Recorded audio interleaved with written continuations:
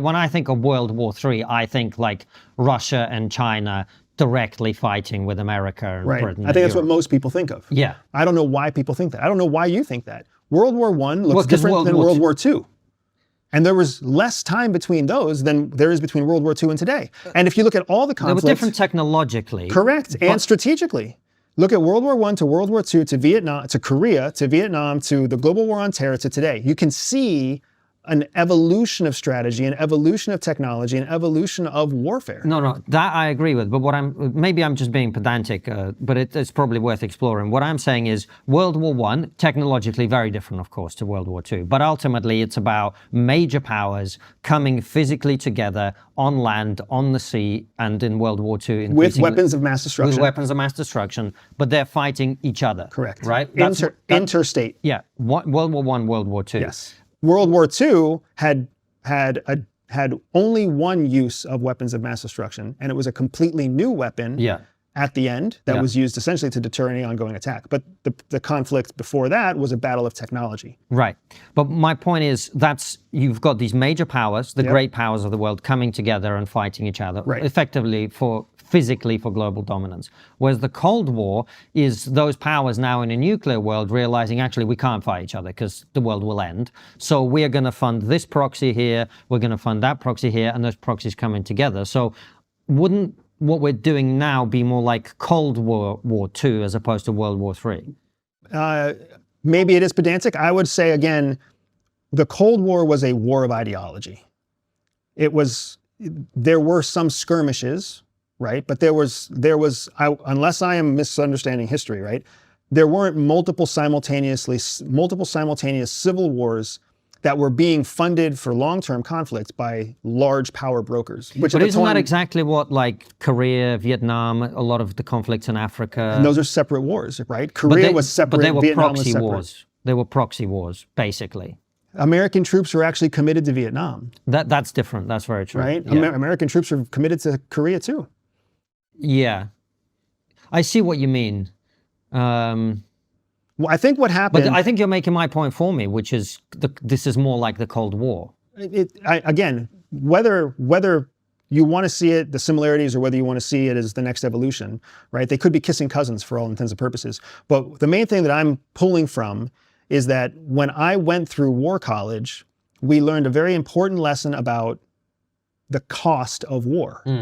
The cost of war is significantly higher in limited war than in total war.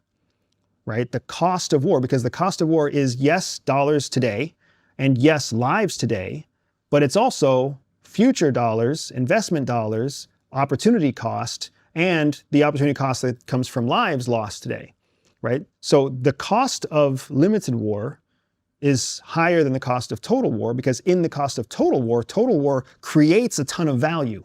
It creates an economic engine, it creates an ideology, it creates that's why we essentially launched a total war against terror.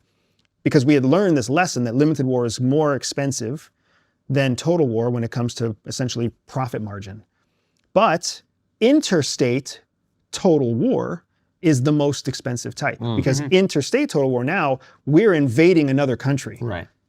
You're all in, right? Like you're either all in because if you lose, they're coming in and they're taking everything from you. It's like a lawsuit. There's a suit and a countersuit. So we, the United States, try to avoid this is all I'm saying. War. Sorry if I'm taking loads of time, Francis, and also sorry if I'm being anal about it. The only reason I am being anal about it is like in the media now, every fucking YouTube channel now is like World War III, World War III. Like I think when we had Matthew Said on last week, it was like, well, at that point, nobody really knew where it was going to go, right? But the way I think when you say World War III, what most people imagine is like a guy in Russia going, launch the nuclear missile, you know. Right.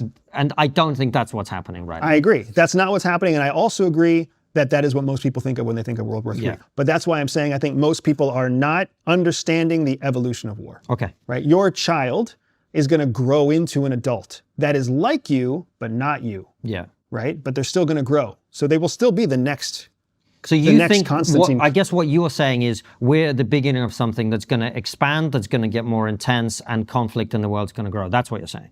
And this is what conflict is going to look like. Like what we're seeing now. Right? That's why it's kind of better than World War II, right? I would argue that for the United States And for wealthy Western countries, we should feel safer about our future moving forward. But if you're not a wealthy Western country, you're fucked because you're a playground.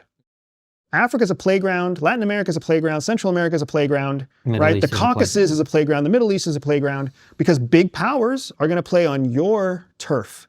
And at the time when you are the most vulnerable.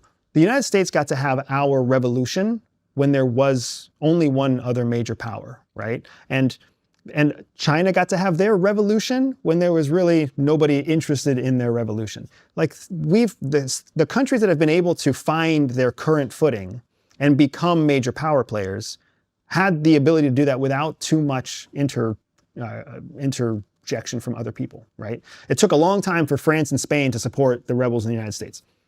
That's not the case anymore. Now it's wire transfers and cryptocurrency and weapons being rerouted, and like now, as soon as something nasty cooks up in Uruguay, or as soon as something nasty cooks up in Armenia or Azerbaijan, the whole world can be like, whoop, here's resources to fund whatever you're doing, as long as at the end of the day, you give us this or you give us that. That's super interesting. I guess my question is, America's debt is ratcheting up.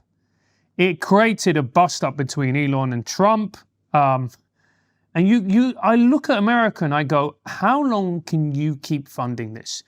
Because isn't China playing the smart game in a way of kind of not getting involved and thereby watching the events play out, and also as well saving a ton of cash?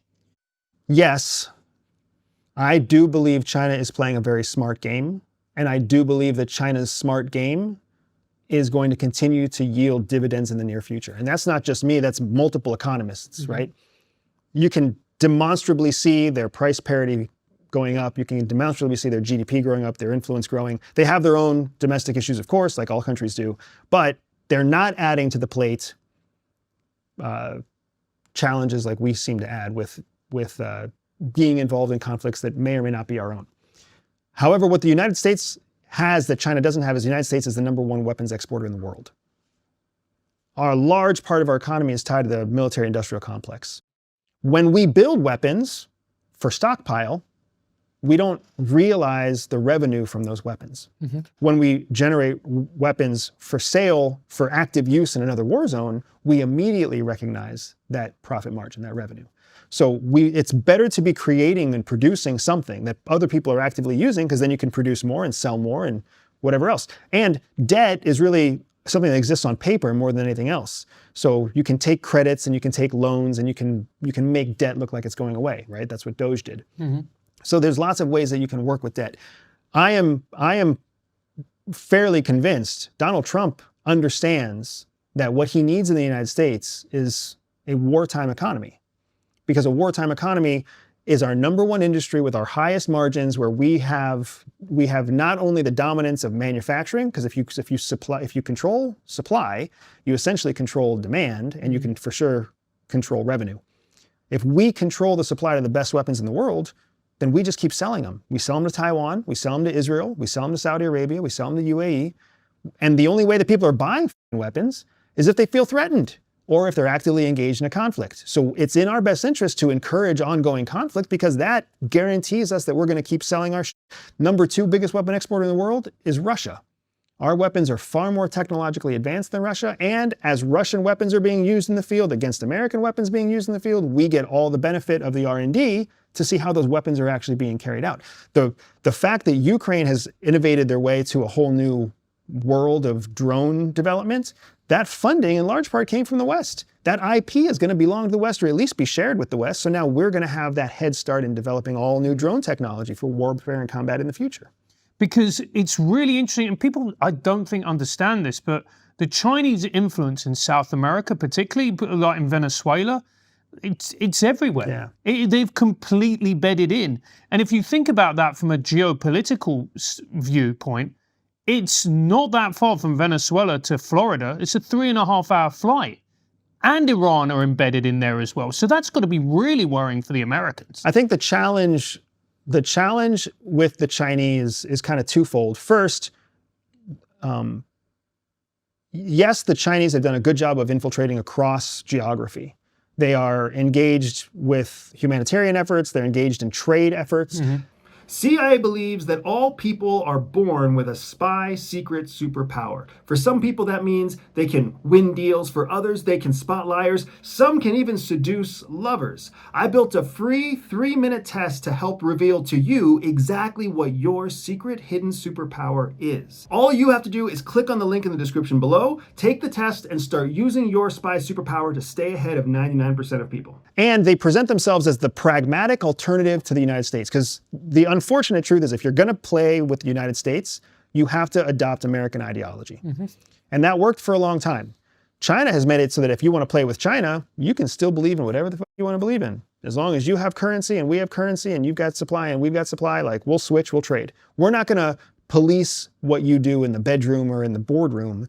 We're just going to have a nice fair trade of goods. The United States is like, we'll have a trade of goods, but you have to follow 3 our trans ideology. people on your board. Right. Exactly, right? So you have to do it with our ideology. So now there's lots of countries in the world that are asking themselves, do I want to keep dancing the American dance to get the deal, or do I want to just do it with China? Understanding that Chinese goods are not to the quality of US goods, that Chinese deals are always kind of tricky, right? Like US deals are at least policed and many times by American laws. Chinese laws can change in a whim. So the world is deciding what to do about that. So one problem with China is that we still don't know how people are going to react. Are our allies going to become fully dependent on China? Are our allies going to partially diversify their goods with China? How's all that going to work? And then the second part of that is America's relationship with China is also unpredictable. Is China cooperating with the United States only because it has to? And as soon as it finds that it has the leverage to muscle its way around, it's going to stop cooperating with the United States. It's going to be less pragmatic. We don't know. And China's been around a long time. And their mentality, both politically and individually, their mentality about the long game, like the truly long game, longer than any Westerner can really think of, their mentality is one that we can't wrap our mind around. Like, we want to win now, this election cycle, before the midterms. That's a 2-year window. They're like, we'll win in 75 years. A win is a win. Yeah. And that's so interesting because when you look at everything that's happening in the Middle East, China not getting involved, they must be strategizing, particularly when it comes to Taiwan. I mean, it makes no sense to believe that China is not involved. It makes complete logical sense that China is involved with Iran on some level, sharing intel, sharing insights. Weren't there a bunch of planes that flew from China to Iran and then disappeared off the radar right before they hit Iran? Yeah, I wouldn't be surprised. Right before the strikes happened? I wouldn't be surprised, and I don't know the answer. But we've seen this multiple times, even with the Assad family fleeing from Syria. Like, allies come in and help. So to think that China's not involved at all, I think would be naive. It's just how they're involved, the public doesn't quite know yet. But I absolutely believe that what China's getting from all of this is they're learning how Americans do business now. What do we do when Russia invades Ukraine? What do we do when Israel launches an air assault against Iran? What do we do in a humanitarian crisis? If anything, they've even learned our playbook now about how we would launch a secret bombing run, right? They watched us send some planes in one direction and other planes in a different direction. They watched us launch Tomahawk missiles from an underground submarine. And the United States, I think, intended to be like, look how strong and powerful we are. Not also realizing that what they're also showing is, here's our process. Yeah, see, that's why I have to say, I was thinking that. I don't want to be wise after the fact, but I watched the press briefing that I think the Pentagon did with Pete Hegseth. And they were like, so yeah, we sent a decoy here. And I was like, what the fuck are you, what are you doing? Shut the fuck up. What are you doing? It just goes to show that it's not professionals in the cabinet. Professionals in the cabinet. No, but that was a general doing that, saying that. And very likely that's what he was told to say. He was told to brief something show along off. those lines. Yeah. Yeah, like explain to the American people how we did this. And I promise you, at some place he was like, sir, this is methods. And methods and sources are strictly classified. No, this is going to be fine. Go ahead. Yeah, that made no sense to me. Please talk about it so that I can send it on Signal to my friends. Yeah, like that didn't make any sense to me whatsoever. And I've never seen a press brief like that, a press brief that explained the tactics and techniques behind something. Weird. Yeah, it was. At midnight Friday into Saturday morning, a large B-2 strike package comprised of bombers launched from the continental United States. As part of the plan to maintain tactical surprise, part of the package proceeded to the west and into the Pacific as a decoy, a deception effort known only to an extremely small number of planners and key leaders here in Washington and in Tampa. The main strike package, comprised of 7 B-2 Spirit bombers, each with 2 crew members, proceeded quietly to the east with minimal communications. So you think they're just doing that for political reasons to try and like show we're really off. strong? Yeah. And show that we're capable and show that we know what we're talking not about. like Trump.